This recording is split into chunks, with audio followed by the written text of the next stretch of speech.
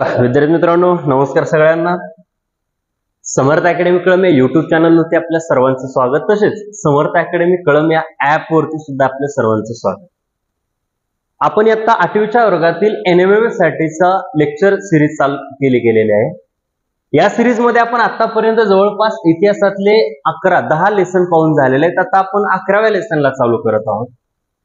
तत्पूर्वी या परीक्षेबद्दल थोडक्यात माहिती अशी की ही परीक्षा आता 8वीच्या वर्गासाठी केंद्र शासनातर्फे राबवली जाते आणि या परीक्षेमध्ये ज्या पालकांचं उत्पन्न 3.5 लाखापेक्षा कमी आहे अशा प्रत्येक विद्यार्थ्यांना ही परीक्षेचा लाभ घेता येतो. या परीक्षेच्या माध्यमातून जवळपास 4 वर्षासाठी 48,000 रुपये स्कॉलरशिप त्या विद्यार्थ्याला भेटली जाते. पर मंथली 1,000 रुपये म्हणजे असे एका वर्षाचे 12,000 रुपये त्या विद्यार्थ्याला शिष्यवृत्ती भेटली जाते. आणि ही परीक्षेचा अभ्यास करत असताना येणाऱ्या अडचणीवरती मात करण्यासाठी आपण ही सिरीज चालू केलेली आहे.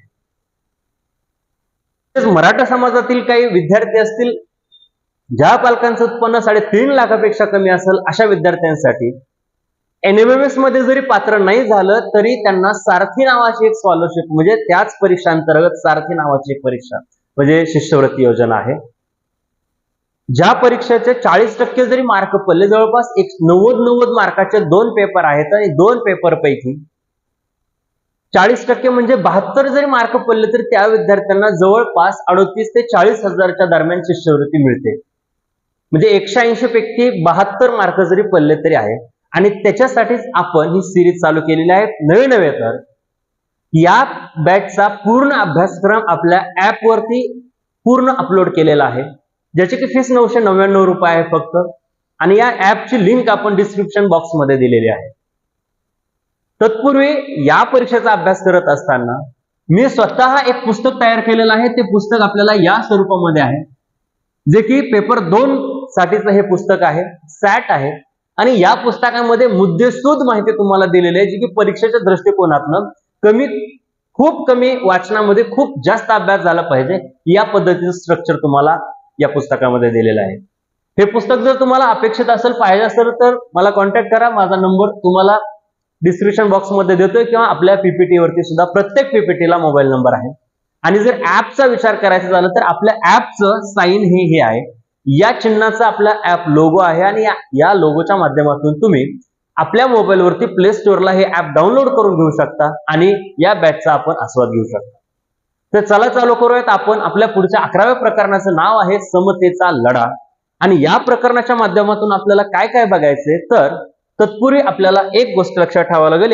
या प्रकरणात आपल्याला कशाचा अभ्यास करायचा आहे. समतेचा लढा म्हणजे अस्पृश्य समाजातील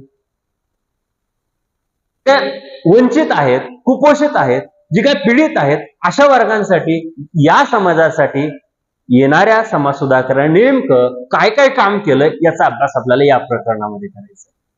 मित्रांनो, याच्यामध्ये कामगारांची चळवळ वेगळी आहे, याच्यामध्ये दलितांनी चळवळ वेगळी केलेली आहे, याच्यामध्ये स्त्रियांची चळवळ आहे, समाजवादी पक्षांची चळवळ आहे. वेगवेगळ्या थरातून वेगवेगळ्या लोकांनी चळवळी उभा या समतेच्या म्हणजे भारताच्या अस्पृश्य समाजातील व्यक्तींना न्याय देण्यासाठी चालू केलेला आपल्याला दिसून येत आहे. मग याच्यामध्ये नेमकं आपल्याला काय अभ्यास करायचा तर चालू करूयात आपण. याच्यामध्ये नेमकं आपल्याला बघायचंय काय काय, पाहायचंय काय काय, अभ्यास नेमका कशाचा करायचा आहे ते आपल्याला बघा. याच्यामध्ये सगळ्यात पहिल्यांदा आपण शेतकऱ्यांची चळवळ घेतलेली आहे, जे की शेतकऱ्यांच्या चळवळीमध्ये नेमकं झालं काय हो. नेमकं शेतकरी हा पहिल्यापासून कुपोषित आहे, पीडित आहे. शेतकरीला सुरुवातीपासूनच निसर्गाने साथ देत नाही.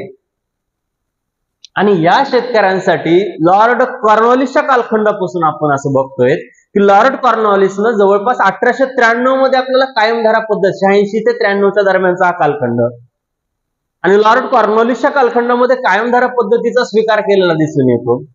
म्हणजे शेतकऱ्यांना जमिनी नंतर लॉर्ड कॉर्नवॉलिसनं फक्त 10 वर्षाच्या भाडेपट्टीवरती जमिनी कसण्यासाठी दिलेल्या आणि नंतर त्या जमिनी सर जॉन शोअरच्या मदतीने कायमस्वरूपी देऊन टाकल्या.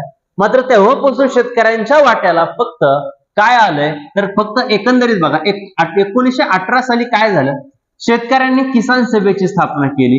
ही संघटना स्थापना केलेली आपल्याला दिसून येतं. 1936 मध्ये काय झालं, अखिल भारतीय किसान सभेची सुद्धा स्थापना झालेली. म्हणजे भारतामध्ये किसानांसाठी, शेतकऱ्यांसाठी भरपूर साऱ्या संघटना आहेत, पण शेवटपर्यंत न्याय देतील का नाही याच्यामध्ये शाश्वती नाही. त्याच्यामुळं सुरुवातीला जवळपास 1918 पासून आपल्याला या ठिकाणी म्हणजे जवळपास 18 पासून म्हणजे भारत स्वतंत्र होण्याच्या अगोदर पासून शेतकऱ्यांसाठी चळवळी उभा केलेला आपल्याला या ठिकाणी दिसून येतं. त्यानंतर 1938चा विचार करता 1938ला शेतसारा माफ करण्यासाठी साने गुरुजींनी आपल्याला काय केलेलं दिसून येतं बघायचं. शेतसारा माफ करण्यासाठी साने गुरुजींनी मिरवणुका काढलेल्या सुद्धा दिसून येतं. नव्हे तर 1918 साली जर आपण विचार केला तर 1918 साली खेडा सत्याग्रह झाला, जो की महात्मा गांधीजी यांनी राबवला गेला आणि या महात्मा गांधीजींच्या नेतृत्वाच्या अंतर्गत खेडा सत्याग्रह झाला आणि हा सत्याग्रह सुद्धा शेतसाऱ्यासाठी झालेला दिसून येतो. म्हणजे दुष्काळाची परिस्थिती असून सुद्धा इंग्रज लोक भारतीय शेतकऱ्यांकडून शेतसारा गोळा करून घ्यायचे. मग निसर्गाने साथ नाही दिली, उत्पन्न जरी नाही आलं तरी शेतकऱ्यांना इंग्रजांना शेतसारा द्यावाच लागायचा. आणि याच्यामधूनच जवळपास मला वाटतं पाठीमागे जर आपण दुहेरी राज्यव्यवस्थेचा विचार केला, ज्याचा काही कालखंड लॉर्ड रॉबर्ट क्लाइव्हच्या कालखंडामध्ये दुहेरी राज्यव्यवस्था झालेली आणि या रॉबर्ट क्लाइव्हच्या कालखंडामध्ये ज्यावेळेस दुहेरी राज्यव्यवस्था झालेली, हा दुहेरी राज्यव्यवस्था सुद्धा कशासाठी होती तर ती शेतसाऱ्यासाठीच होताना आपल्याला दिसून येते. म्हणजे शेतकऱ्यांकडून इंग्रज लोक शेतसारा जमा करायचे आणि अलगदरित्या ते इंग्रजांपर्यंत पोहोचला जायचा. त्याच्यामुळं शेतकऱ्यांसाठी वेगवेगळ्या लोकांनी वेगवेगळ्या चळवळी उभा केल्या, पण ह्या चळवळीत पाहिजे तेवढ्या प्रमाणामध्ये प्रभावी ठरल्या नाहीत. त्याच्यामुळं शेतकऱ्यांना पाहिजे तसा न्याय आपल्याला भेटलेला दिसून येत नाही. त्यानंतर बघा कामगारांसाठीच्या संघटना, कामगारांसुद्धा, कारण एक लक्षात ठेवा, इंग्रजांच्या कालखंडामध्ये कामगारांना अमानुष पद्धतीने काम करून घेतलं जायचं. नवे तर कामाचे तास ठरलेले नसायचे आणि ठरलेल्या कामाच्या तासामध्ये एखाद्या व्यक्तीकडून जरी ते काम होत नसल तरी ते त्यांच्याकडून जबरदस्तीनं सक्तीनं करून घेतलेलं आपल्याला दिसून येतात. म्हणजे काय, म्हणजे मला वाटतं जवळपास आता याच्यामध्ये जरी नावं दिले असले तरी लॉर्ड बघा कामगारांसाठीचा पहिला फॅक्टरी ऍक्ट कोणाच्या कालखंडामध्ये आला तर तो पहिला फॅक्टरी ऍक्ट काढला गेला लॉर्ड रिपनच्या कालखंडामध्ये. लॉर्ड रिपन ज्याचा की कालखंड 1880 ते 1884 आपल्याला असलेला दिसून येतो. किती, लॉर्ड रिपनचा कालखंड किती होता, 1880 ते 1884. आणि या कालखंडामध्ये भारतातला पहिला फॅक्टरी ऍक्ट, भारतातील पहिला फॅक्टरी ऍक्ट कधी आला, पहिला फॅक्टरी ऍक्ट कधी आला तर 1881 साली आपल्याला पहिला फॅक्टरी ऍक्ट आला दिसून येतं. यामध्ये कामगारांचे कामाचे तास ठरवले गेले, जे बालक आहेत त्यांना कामाचे तास ठरवले, वयोवृद्ध आहेत त्यांना कामाचे तास ठरवले गेले, गर्भवती महिला आहेत त्यांना कामाचे तास ठरवले गेले. या माध्यमातून आपल्याला सर्व लॉर्ड इंग्रजांच्या कालखंडापासूनच खऱ्या अर्थानं कामगारांना संरक्षण द्यायला चालू झाले, पण पाहिजे तेवढ्या प्रमाणामध्ये हे संरक्षण भेटलं नाही. येते का लक्षात? त्यानंतर पुढे बघा, नारायण मेघाजी लोखंडे नावाचे पहिले कामगार नेते म्हणून ओळखले झाले की ज्यांनी की मिल हँड असोसिएशनची स्थापना केली. कशाची केली? मिल हँड असोसिएशनची स्थापना करणारे कोण होते तर ते होते नारायण मेघाजी लोखंडे. म्हणून परीक्षेमध्ये आपल्याला असा प्रश्न येऊ शकतो, नारायण मेघाजी लोखंडे यांनी खालीलपैकी कोणत्या संघटनेची किंवा कोणत्या संस्थेची स्थापना केली तर ते आहे मिल हँड असोसिएशन. किंवा असा पण प्रश्न परीक्षेत विचारला जाऊ शकतो, मिल हँड असोसिएशनची स्थापना खालीलपैकी कोणी केली आणि खाली 4 समाजसुधारकांची नावं दिली जातील. त्यावेळेस योग्य उत्तर येणं आपल्याला गरजेचं आहे आणि ते जर योग्य उत्तर आलं तरच आपल्याला परीक्षेमध्ये मार्क मिळू शकतो. ठीक आहे, त्याच्यामुळं ही गोष्ट सुद्धा आपल्याला लक्षात ठेवावी लागेल. त्याच्यामध्ये शशीपद बॅनर्जी हे सुद्धा कामगार नेते म्हणून ओळखले गेले होते. राहिला प्रश्न 10 जून 1890 मध्ये काय झालं.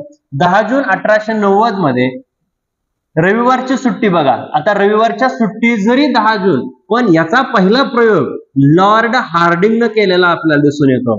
लॉर्ड हार्डिंग यांनी पहिला आपल्याला कशाचा प्रयोग केलेला दिसून येतो, त्यांनी की रविवारची सुट्टीची घोषणा केली, ज्याचा की कालखंड 1800 जवळपास 44 ते 1848 दरम्यानचा होता. आणि रविवारची सुट्टीची घोषणा लॉर्ड हार्डिंगच्याच कालखंडामध्ये झालेली आपल्याला दिसून येतं. परंतु 1890 पासून रविवारची सुट्टी काय झाली, मिळू लागलेली होती. त्यानंतर कामगारांसाठीच पुढची चळवळ कोणी उभा केलेली आहे, तर त्या उभा करणाऱ्यामध्ये 1920 साली स्थापना झालेली ऑल इंडिया ट्रेड काँग्रेस, म्हणजे जवळपास याचा विचार करता ऑल इंडिया ट्रेड काँग्रेसमध्ये याचे जे अध्यक्ष कोण होते, याचे अध्यक्ष होते लाला लजपत राय. बघा लक्षात ठेवा, अध्यक्ष कोण होते, Lala Lajpat Rai. All India Trade Union Congress यालाच आपण आयटक या नावानं सुद्धा ओळखलं जातं आणि ही कामगारांसाठीची एक संघटना किंवा संस्था आहे, हे सुद्धा लक्षात ठेवावं लागेल, ज्याची की 1920च्या साली लाला लजपत राय हे पहिले अध्यक्ष सुद्धा बनले होते. ही सुद्धा गोष्ट लक्षात ठेवा. ठीक आहे. त्याच्यामुळं कामगारांसाठी ज्यांनी कुणी चळवळी चालू केल्या त्याच्यामध्ये शिशीपत बॅनर्जी असेल, नारायण मेघाजी लोखंडे असेल, ज्यांनी की मिल हँड असोसिएशनची स्थापना केली. 10 जून 1890 मध्ये रविवारची सुट्टी, पण त्याच्या अगोदर सुद्धा ही प्रयोग केलेला लक्षात ठेवा. आणि 1920 साली ऑल इंडिया ट्रेड आणि कामगारांचा विचार करता भारतातला पहिला फॅक्टरी ऍक्ट कोणता असेल, तर ते 1881 साली कोणी केला, तर ते करणाऱ्यामध्ये होते लॉर्ड रिपन. ठीक आहे. त्याच्यामुळं ही गोष्ट आपल्याला थोडक्यामध्ये लक्षात ठेवणं गरजेचं आहे. यस. चला नेक्स्ट आपल्याला पुढे बघायचं आहे समाजवादी चळवळ. आता या समाजवादी चळवळीचा विचार करता समाजवादी चळवळीचं नेतृत्व करणाऱ्यापैकी कोण कोण, त्याच्यामध्ये 1934 साली समाजवादी पक्षाची स्थापना केली.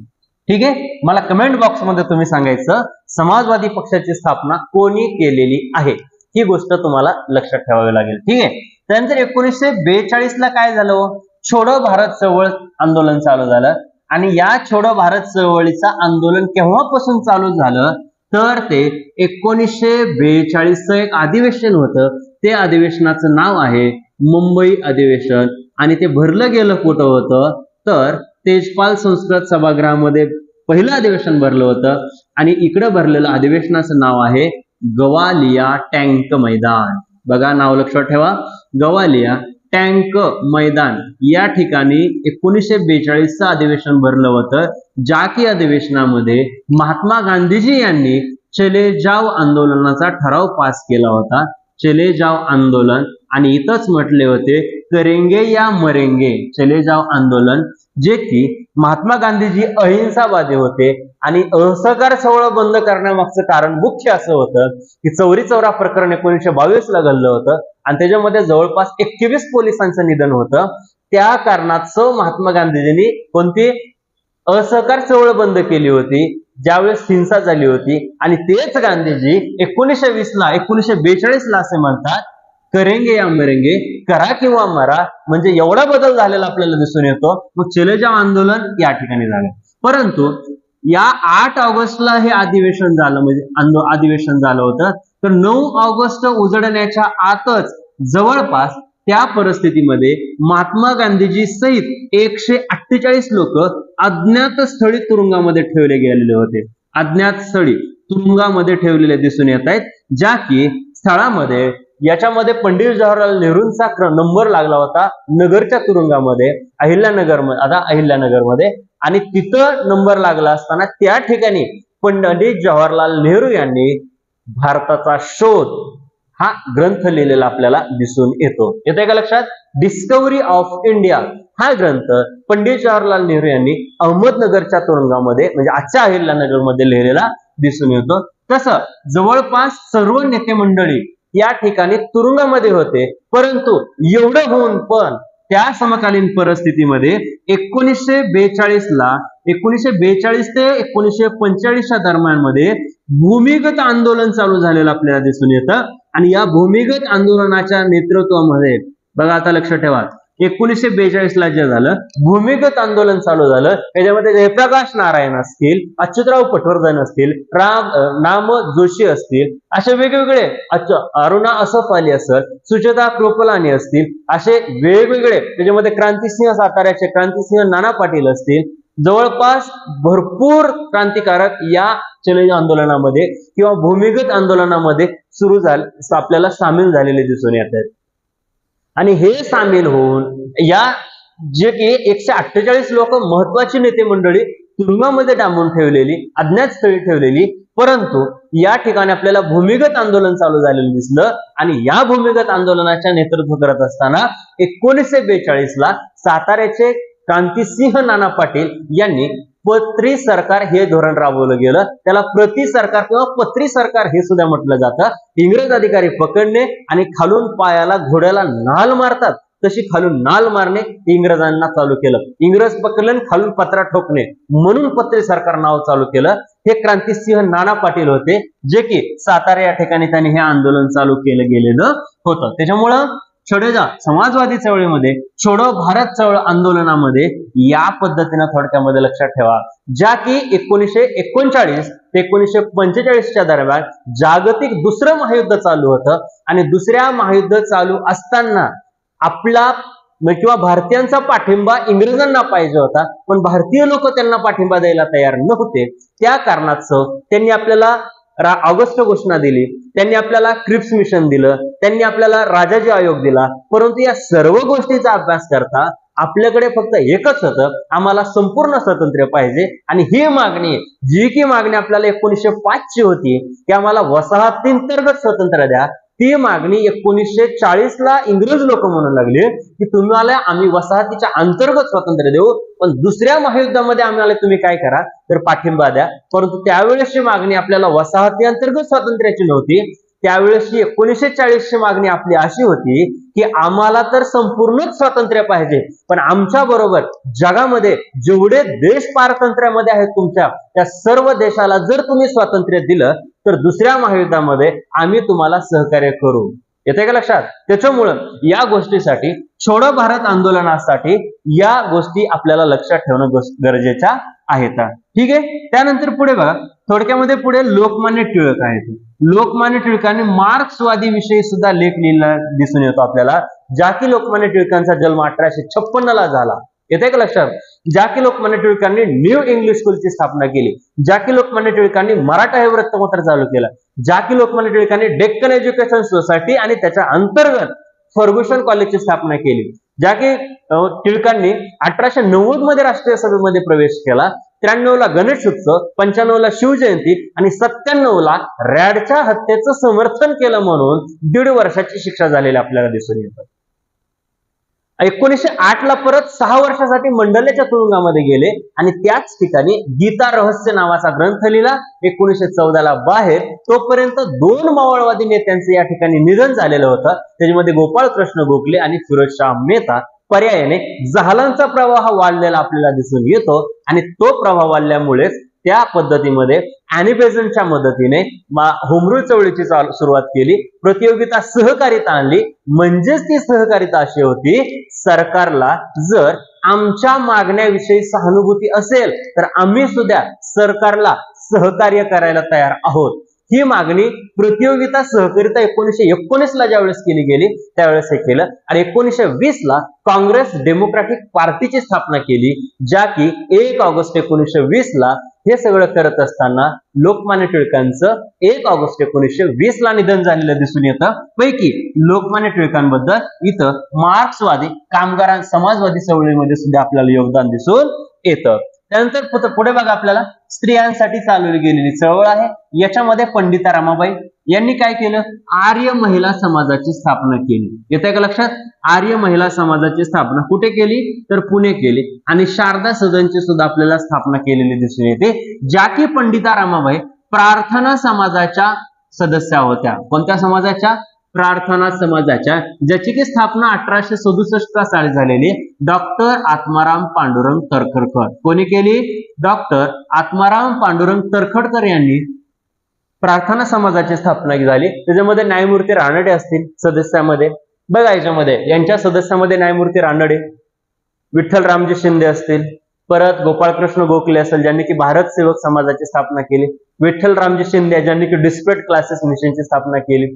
त्यानंतर न्यायमूर्ती रानडेने ग्रंथ लिहिले the essays on the Maratha किंवा मराठी सत्तेचा उदय हा ग्रंथ, किंवा अस्पृश्यांची कैफियत हा ग्रंथ या समाजाच्या सदस्या किंवा यांच्यासाठीचा त्यांनी दिलेला आपल्याला दिसून येतो. म्हणजे यांच्या सदस्यामध्ये भरपूर सारे जण होते. नामो जोशी असतील, ज्यांनी की सोशल सर्व्हिस लीगची स्थापना केली.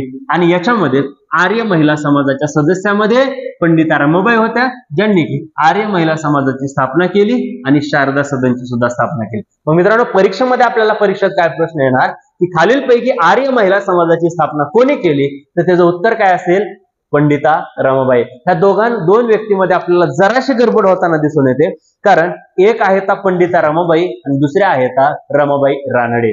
त्याच्यामुळं या गोष्टीचा अभ्यास करत असताना यांच्यामध्ये थोडस कन्फ्युजन मध्ये आपण जाऊ शकता. त्याच्यामुळं रमाबाई रानड्यांचा विचार करता सेवा सदन, रमाबाई रानडे ह्या जे काय आहेत न्यायमूर्ती रानड्यांच्या पत्नी आहेत, ज्या की न्यायमूर्ती रानड्यांचे शिष्य गोपाळकृष्ण गोखले आणि गोपाळकृष्ण गोखलेंचे शिष्य महात्मा गांधीजी.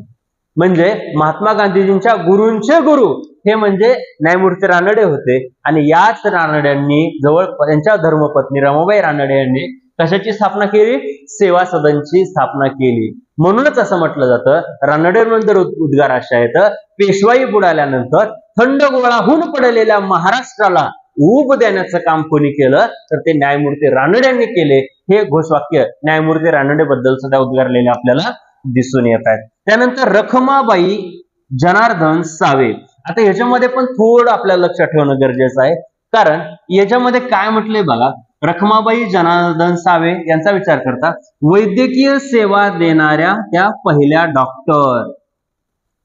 रेड क्रॉस सोसायटीची त्यांनी आपल्याला स्थापना केलेली दिसून येते. म्हणून रखमाबाई रानड्यां किंवा रखमाबाई जनार्दन सावेंचा विचार करता वैद्यकीय सेवा म्हणजे काय, पहिल्या स्त्री डॉक्टर. पण आपल्याला बऱ्याच वेळा भारतातील पहिल्या स्त्री डॉक्टर कोण, तर आनंदीबाई जोशी हे सुद्धा नाव आपल्याला दिसून येतं. म्हणून स्त्रियांच्या चळवळीमध्ये पंडिता रमाबाईंनी कशाची स्थापना केली, आर्य महिला समाजाची केली. त्याचबरोबर शारदा सदनची सुद्धा केलेली दिसून येते.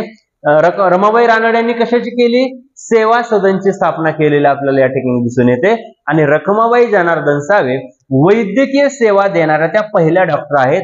त्यांनी आपल्याला जवळपास रेड क्रॉस सोसायटीची स्थापना केलेली सुद्धा दिसून येतं. त्याच्यामुळं स्त्रियांमध्ये ह्या 3 स्त्रियांची नावं लक्षात ठेवणं अनिवार्य आहे.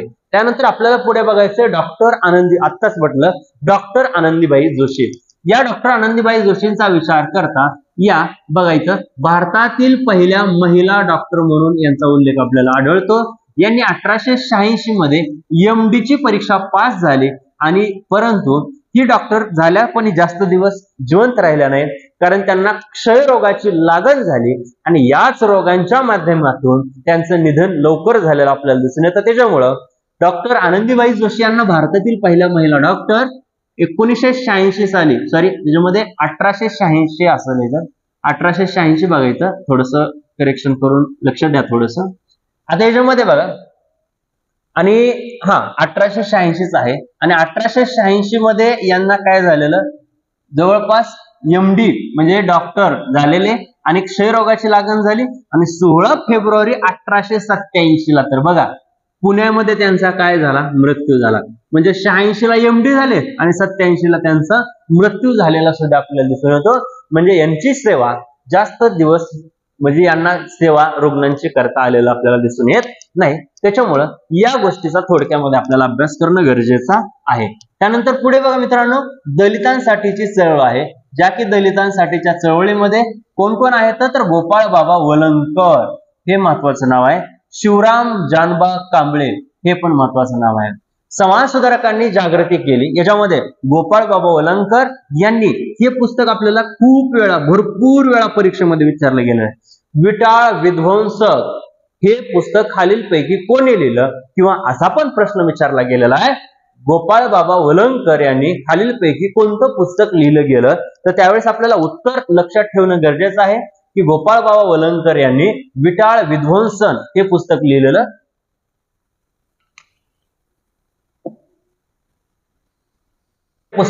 आपल्याला दिसून येतं. ठीक आहे. त्याच्यामुळं शिवराम जानबा कांबळे सोमवंशीय मित्र हे पुस्तक लिहिलं बघा त्यांनी.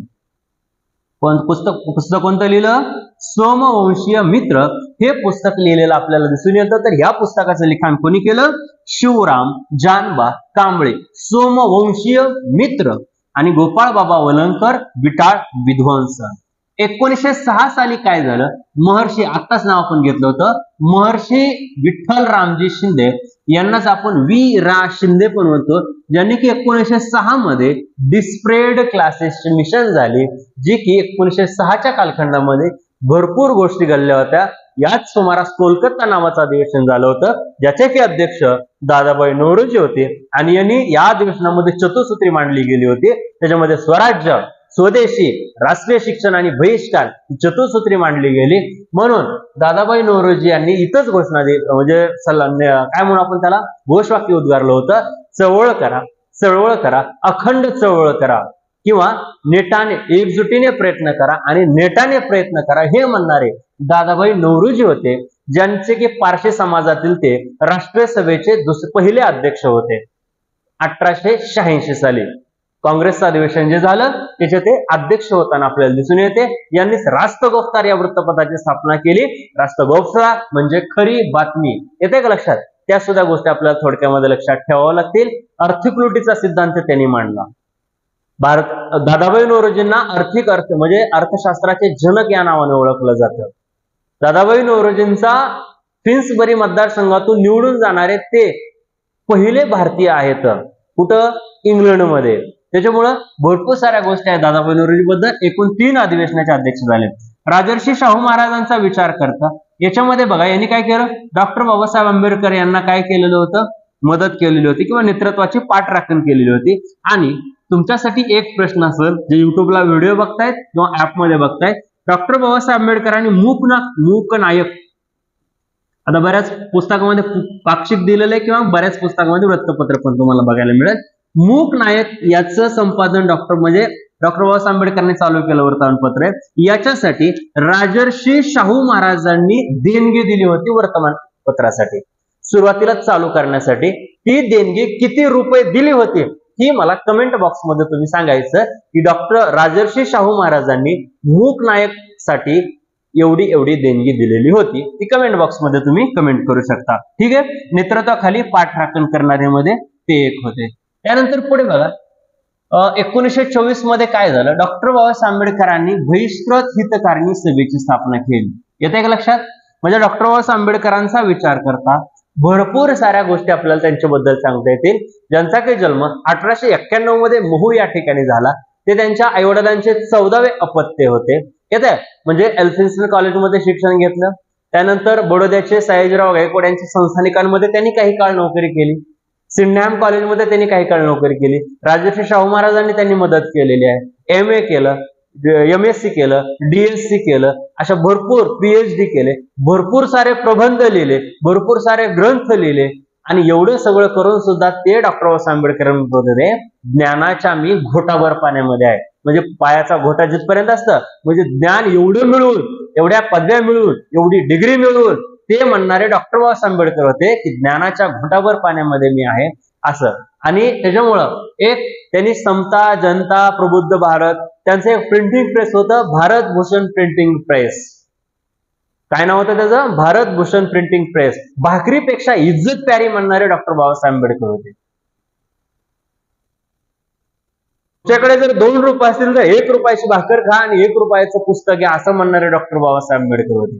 म्हणजे शिक्षणाशिवाय पर्याय नाही. शिक्षण हे वाघिणीचं दूध आहे आणि ते जे प्राशन करेल तो गुरगुरल्याशिवाय राहणार नाही, असे म्हणणारे डॉक्टर बाबासाहेब आंबेडकर होते, ज्यांनी की दलितांसाठीचं खूप मोठं योगदान त्यांचं आपल्याला दिसून येतं. इकडे बघा, संघर्ष करा, संघटित व्हा आणि एकजुटाने प्रयत्न करा आणि एक शिका, संघटित व्हा आणि संघर्ष करा, हे स्फूर्तीदायक संदेश सुद्धा आपल्याला डॉक्टर बाबासाहेब आंबेडकरांनी दिलेला लक्षात येतो. त्यानंतर महाड येथे 14 तळ्याचा सत्याग्रह सुद्धा डॉक्टर बाबासाहेब आंबेडकरांनी केला. त्यानंतर मनुस्मृतीचं दहन डॉक्टर बाबासाहेब आंबेडकरांनी केलं. आणि मूक नायक, भारतीय, बहिष्कृत भारत, जनता, समता या सगळ्यांचं वृत्तपत्र चालू करणारे मध्ये कोण होते? डॉक्टर बाबासाहेब आंबेडकर होते. त्यांनी स्वतंत्र मजूर पक्षाची स्थापना केली जवळपास 1936 साली. परत डॉक्टर बाबासाहेब आंबेडकरांनी 1942 ला शेड्यूल कास्ट फेडरेशनची स्थापना केली. थोडक्यामध्ये जर तुम्हाला लक्षात ठेवायचं असेल तर 1936 ला शेड्यूल कास्ट फेडरेशनची स्थापना किंवा 1900 बघा इथे लक्षात ठेवा थोडस, 1936 ला त्यांनी काय केलं होतं तर 1936 ला त्यांनी एका स्थापना केलेली 1936 ती होती स्वतंत्र मजूर पक्ष. काय नाव होतं? स्वतंत्र मजूर पक्ष. या पक्षाची स्थापना का केली होती? कारण 1937 ला प्रांतिक निवडणुका होणार होत्या आणि या निवडणुकीमध्ये निवडणूक लढवण्यासाठी आपल्याला डॉक्टर बाबासाहेब आंबेडकरांनी यांनी स्वतंत्र मजूर पक्षाची स्थापना केलेली दिसून येते. आणि या स्वतंत्र मजूर पक्षाचं रूपांतर नंतर कशामध्ये झालं तर शेड्यूल कास्ट फेडरेशन मध्ये झालं 1942 ला. आणि याच्या अंतर्गतच पीपल्स एज्युकेशन सोसायटी आणि सिद्धार्थ कॉलेज किंवा मिलिंद कॉलेज हे दोन कॉलेजेस सुद्धा स्थापना, एक मुंबईला आणि एक संभाजीनगरला स्थापन केलेलं आपल्याला दिसून येतं. त्याच्यामुळं शेड्यूल कास्ट फेडरेशन आणि याच शेड्यूल कास्ट फेडरेशनचे 1956 किंवा 57 मध्ये रिपब्लिकन पार्टी ऑफ इंडिया, बरोबर आहे का? रिपब्लिकन पार्टी ऑफ इंडिया याची स्थापना झालेली दिसून येते. कशाची? शेड्यूल कास्ट फेडरेशनची. आणि याच रिपब्लिकन पार्टी ऑफ इंडिया ह्याची स्थापना डॉक्टर बाबासाहेबांचं निधन झाल्याच्या नंतर झालेली, जे की त्यांचं स्वप्न होतं, पण त्यांचं स्वप्न हे त्यांच्या निधनानंतर पूर्ण झालं. आणि याच रिपब्लिकन पार्टी ऑफ इंडिया मधून एक गट बाजूला पडला, तो दलित पॅन्थर या नावाने ओळखला गेला. दलित पॅन्थर, मला वाटतं 1972च्या आसपास हा दलित पॅन्थरची स्थापना झालेली असावी. त्याच्यामध्ये रिपब्लिकन पार्टी ऑफ इंडिया. त्यानंतर 1956 रोजी नागपूर या ठिकाणी बौद्ध धर्माची भिक्षा त्यांनी घेतली. तर ती भिक्षा कोणाकडून घेतली? तर त्यांचं नाव होतं चंद्रमणी महास्तिवर. बघा, लक्षात ठेवा, चंद्रमणी, ज्यांच्याकडून डॉक्टर बाबासाहेब आंबेडकरांनी भिक्षा घेतली ती चंद्रमणी महास्तिवर यांच्याकडून आपल्याला भिक्षा घेतलेली दिसून येते, जे की म्यानमारचे होते. म्यानमार. आणि दीक्षाभूमी कुठं आहे? तर ते नागपूर या ठिकाणी आहे. ही सुद्धा आपल्याला लक्षात ठेवावं लागेल. ठीक आहे. त्यांनी बौद्ध धर्माचा स्वीकार केला 1956 मध्ये. कारण 1933 लाच त्यांनी 32-33 लाच त्यांनी एक शपथ घेतली होती, हिंदू म्हणून जरी जन्माला आलो असेल तरी मी हिंदू म्हणून कधीच मरणार नाही. आणि सरतेशेवटी त्यांनी 1956 मध्ये बौद्ध धर्माची भिक्षा घेतलेली आपल्याला दिसून येतं. तर ठीक आहे. तर या पद्धतीने आपल्याला समतेच्या लढ्यामध्ये कामगारांचं योगदान काय, शेतकऱ्यांचं योगदान काय, स्त्रियांचं योगदान काय, दलितांचं योगदान काय आणि इतर समाजवादी पक्षांचं योगदान काय, या सर्व गोष्टीचा अभ्यास तुम्हाला या ठिकाणी आपल्याला करता येईल. अशाच पद्धतीचं जवळपास आपल्या ऍप वरती सर्व व्हिडिओ अपलोड आहेत, ज्याची की फीस फक्त 999 रुपये आणि वर्षभरासाठीचा कोर्स आहे. त्याच्यामुळं तुमचा मार्क, एका मार्काची काळजी आपण या व्हिडिओमध्ये घेतलेली आहे. ज्यांना शक्य आहे किंवा ज्यांना बॅच करण्याची किंवा बॅच घेण्याची इच्छा असेल त्यांनी समर्थ अकॅडमी कळम हे युट्यूब चॅनल तर सबस्क्राईब कराच, पण समर्थ अकॅडमी हे आपलं प्ले स्टोअरला ऍप आहे आणि या ऍपच्या माध्यमातून तुम्ही संपूर्ण अभ्यासक्रम तुम्ही याच पद्धतीने शिकू शकतात, ज्याची की फीस फक्त 999 रुपये आहे. तर याच ठिकाणी आपण थांबूयात. भेटूयात आपण पुढच्या लेक्चरमध्ये लवकरच. तोपर्यंत सर्वांना धन्यवाद.